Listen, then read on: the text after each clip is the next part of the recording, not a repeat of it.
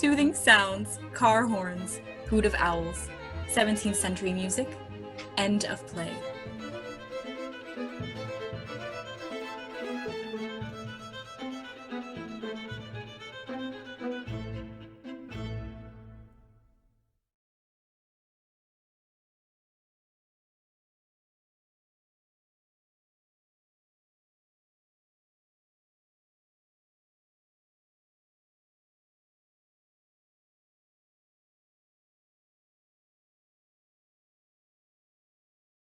Oh, I don't read writing so very well.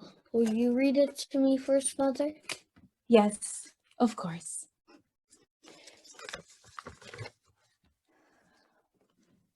Dear Jackie, this is the first letter I've ever written directly to my little son. I was certainly glad to hear your voice over the long-distance telephone. It sounded as though I were right there in the living room with you.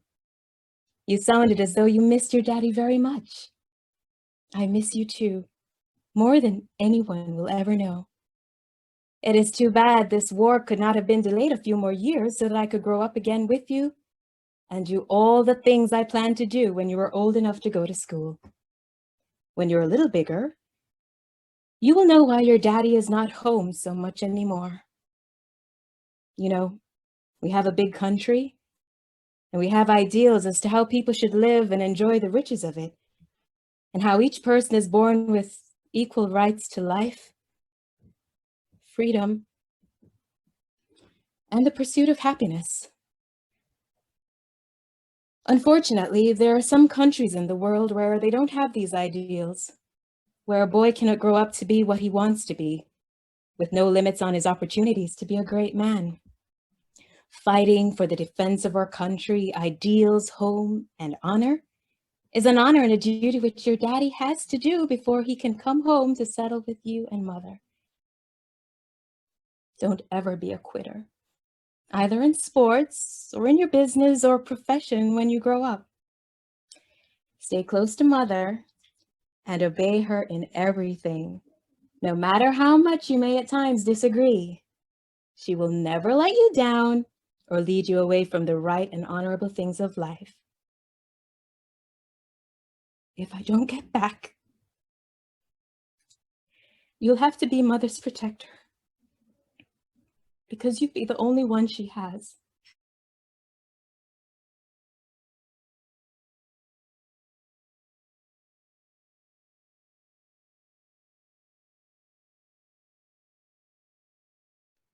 And what came of this? I don't know. I think I must have sent the prisoners away. I think I must have given them safe conduct and let them go. I remember rowing back with the guards to the empty steamer. I remember giving the order to turn upstream. You had allowed the prisoners to escape. Yes. You knew that this was an action deserving of death. Did not seem to matter.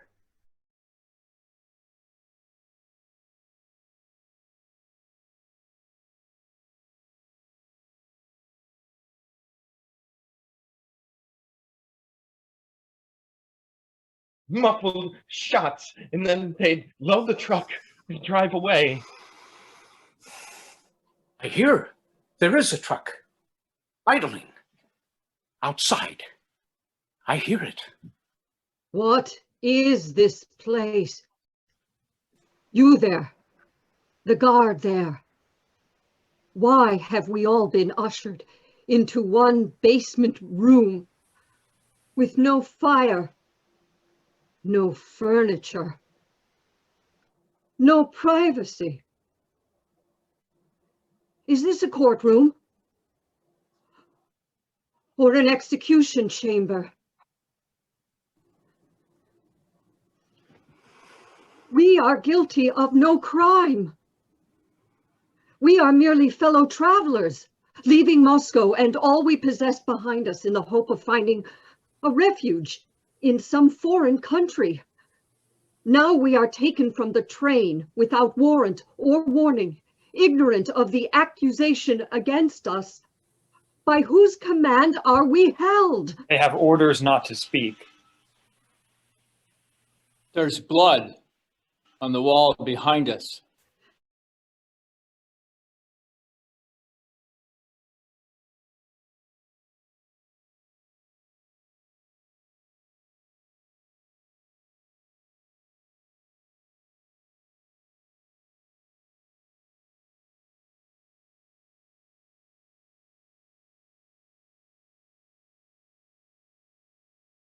Miracle!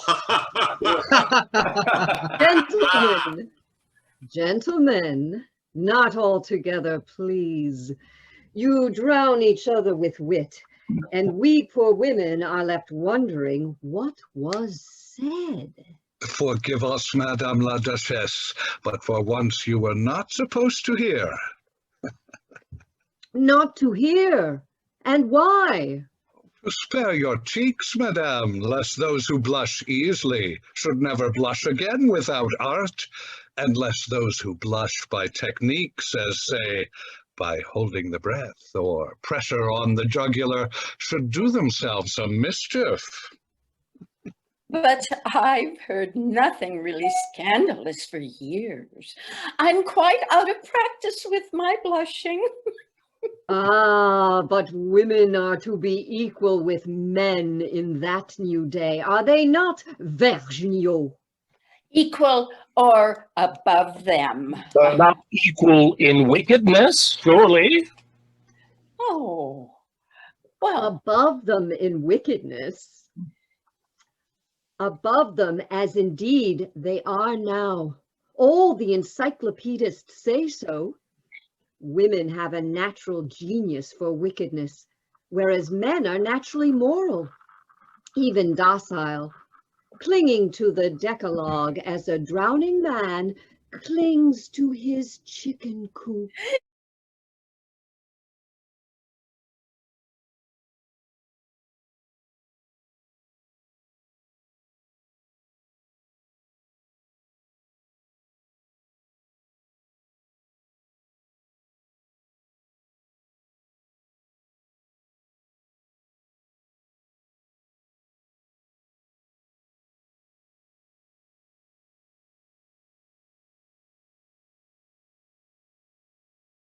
Yes, Robert. I thought your ideal of love was entirely platonic. Irish. Somebody help! Somebody rescue me! Oh, that log rolling out of the fireplace was certainly convenient for you, good sir. Oh, Biddy Turner, can you poke that fire a little for us? Brad, they all keep talking about halfling vampires. You are one, but what is the nature of such creatures? There is nothing the matter with the fire, Sam Peeps. It will burn down nicely on its own. Vlad, prithee, may I make Sam's query too? My tale, truly related, is this. Pater Familius was an ordinary tradesman in Bucharest, a youthful maker of shoes. And Mum, a teenage vampire who ran away from high aristocratic family tradition. Her home, Bran Castle, was her prison. But that happy chance of two unmatched lovers produced me, a halfling vampire who does not kill, but who can bring some pleasure into the world.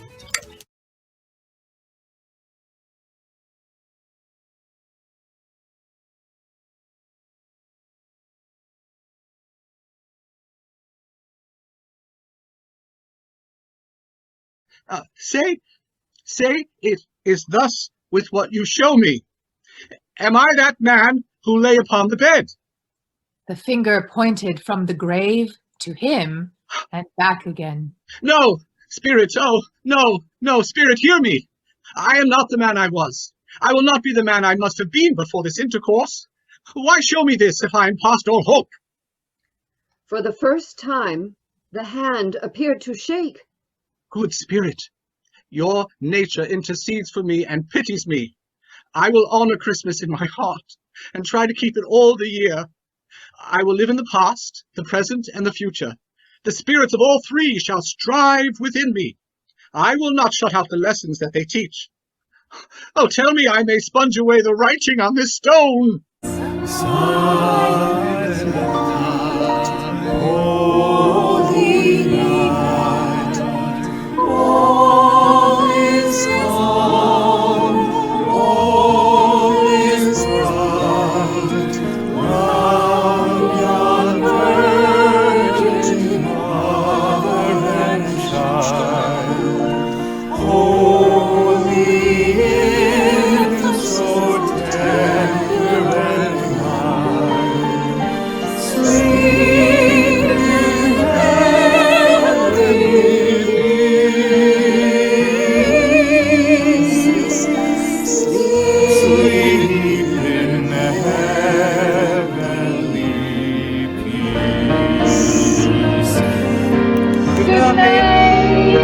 Christmas. Happy holidays. Thank you so much. Thank you, Merry the Hermitage. Christmas. Merry Christmas.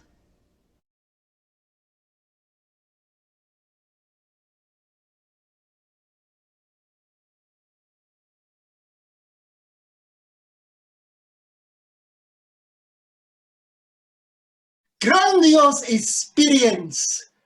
It is la ultra vista or the most excruciating ecstasy ever. That is why I, Salvador Dali, choose to be the most remote and unapproachable psychologically. I rant and rave inexplicably rubberish, unwanton, and bold as they beseech me.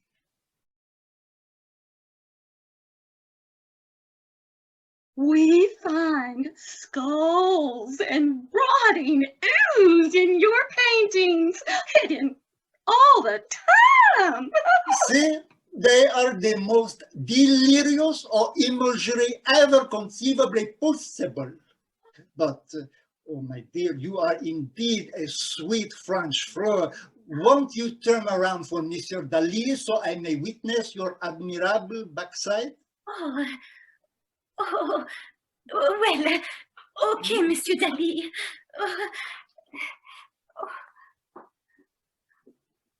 Mm.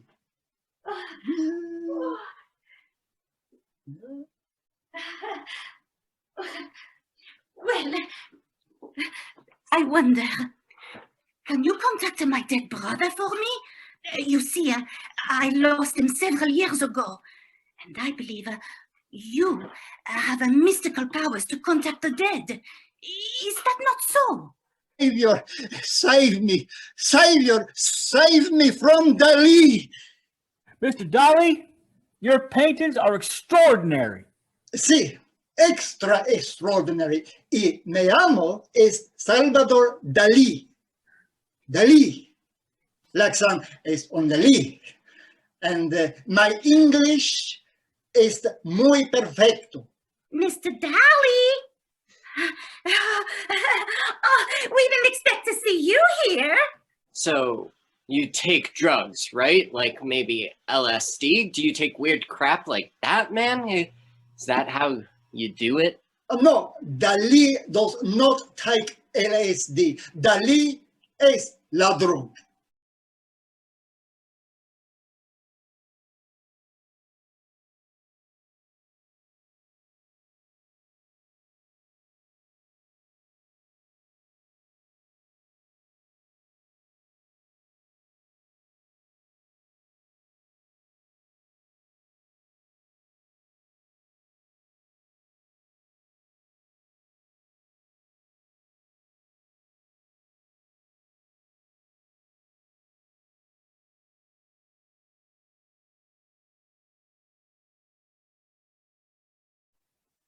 Oh, Michael. Michael, isn't he ridiculous? And isn't she a funny little thing, though? Her wisdom about men. Ugh, has the fire gone out? It seems all right. Michael, I'm so glad to be alone again. Isn't it strange that people ever want company when they have each other? Do you suppose folks never like to visit after they're married because they have so much to say to one another? And yet they do go on visiting because they think they have to, and on the way home they curse themselves for wasting so much good time. Are they all like us, Michael, or are we just so much more foolish than anybody else? Why? Do you think we've been such fools? You know what I mean very well. You're trying to be angry to punish me or something I've done wrong, you huge, dark, lumbering Irishman. That's the way my father used to grumble into his vest, but I warn you now, I won't have it. You must be good to me and tell me what it is that displeased you and whether I was beautiful tonight. You're always beautiful. You know it. Well, if I do. And yet, Michael, it seems to me a woman is never just beautiful just in herself, but always for somebody else. And when I never see anybody but you, I'm never good looking unless you tell me so. When a woman is out among them, you know, she looks around and sees herself reflected in the faces of other people who come to see and be seen. It's better than any mirror. But out here, on the white field of the moon, you have to tell me, Please, Michael. Tell you what? Tell me you like me, or what's gone wrong, or something. It doesn't matter. Well, nothing's wrong, Mary. I'm out of sorts. When the wind blows from the east, the fire won't draw. Bother the stove. You'll make me lonely. And if you aren't careful, Michael, you'll make me cry, and then you'll wish you hadn't. You don't know what it's like to have a wife that cries, but I assure you I'm quite gifted in that direction. I could cry and weep and drop tears in my lap indefinitely. Now shall I begin? Don't, Mary. I've been foolish, but I'm over it. Let's not say any more about it. Forget it. It's time we tried to get some sleep.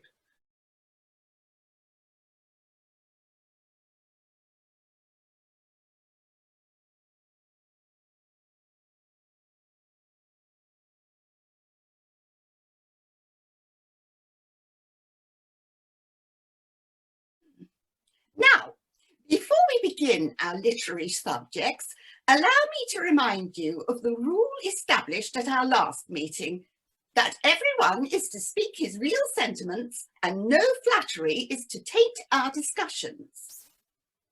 Agreed. Agreed. Oh, this is the smallest assembly we have had yet. Some or other of our members fail us every time. But where such luminaries are seen as Lady Smatter and Mrs. Sapient, all other could only appear to be eclipsed. No, what have you brought us to regale us with tonight? Come, dear Mr. Dabbler, produce something at once. Your ladyship has but to speak.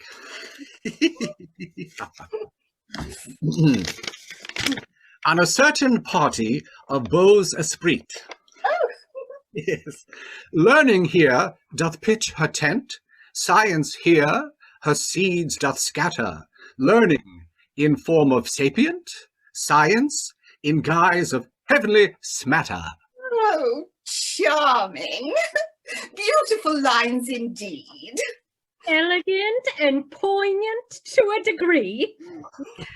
To be sure, the compliment to Mrs. Sapient is preposterously overstrained, but otherwise nothing can be more perfect. Mr. Dabbler has indeed the happiest turn in the world at easy elegance. That reminds me of a little foolish thing which I composed some time ago. Oh, pray, let us hear it. Oh, your ladyship commands. The lovely Iris, young and fair, possessed each charm of face and air that with the Cyprian might compare. So sweet her face, so soft her mind, so mild she speaks, she looks so kind. To hear might melt, to see might blind. Oh, how elegant! Delicious! Oh, delightful! Pathetic! Oh, delicate! Next to Mr. Dabbler, my favourite poets are Pope and Swift. Well, after all, I must confess I think there are as many pretty things in old Shakespeare as in anybody. Oh, yes, but he is too common. Everyone can speak well of Shakespeare. I vow I am quite sick of his name. Mr. Censor, my lady, begs to speak to your ladyship for only 2 minutes upon business of consequence.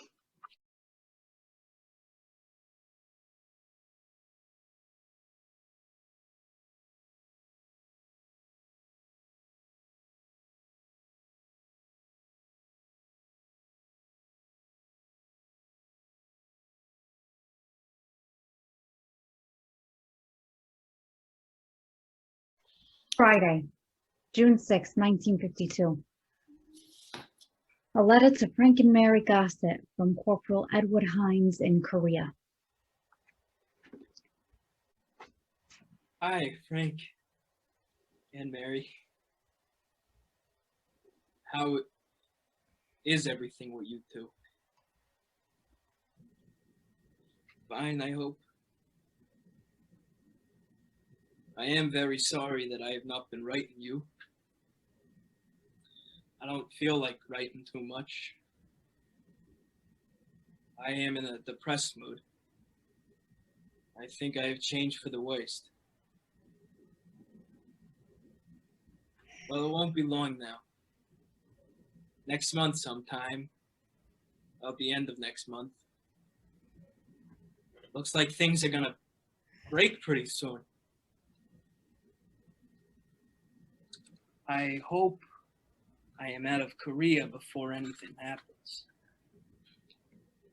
The other night, while I went out on guard, I imagined I saw a chink in the trench. My nerves are getting the best of me. You should have seen the lead fly. One of the guys covered me as I got in the trench. I couldn't see anything. A while later, I did see a chink run down the side of the hill. Sunday, July 20th, 1952. A letter to Frank and Mary Gossett from Jimmy in Korea. Dear Frank and Mary, just received your most welcoming letter and happy to hear you're both doing fine. As for myself, I'm doing just fine. If your letter had been a day later, I wouldn't have got it because tomorrow I am leaving for home. In the morning at 5:30, I will load on a truck and it will take me far to the rear. Gee, I'm so excited and nervous. I can hardly think or write straight. Please excuse the pencil writing. After I get to the rear, I will hang around for a couple of days and wait for a boat for Japan. In Japan, I will stay there a few days and start for the States. With luck, I will be home before the 24th. I say that's the big day. Mary, tell Frank I'll be glad to hold his hand on that day. This will be my last letter to you, except to send you a telegram sometime in the future to let you know in advance about me coming home. Okay? Well, be careful. Goodbye for now. Love to all the family. Jimmy.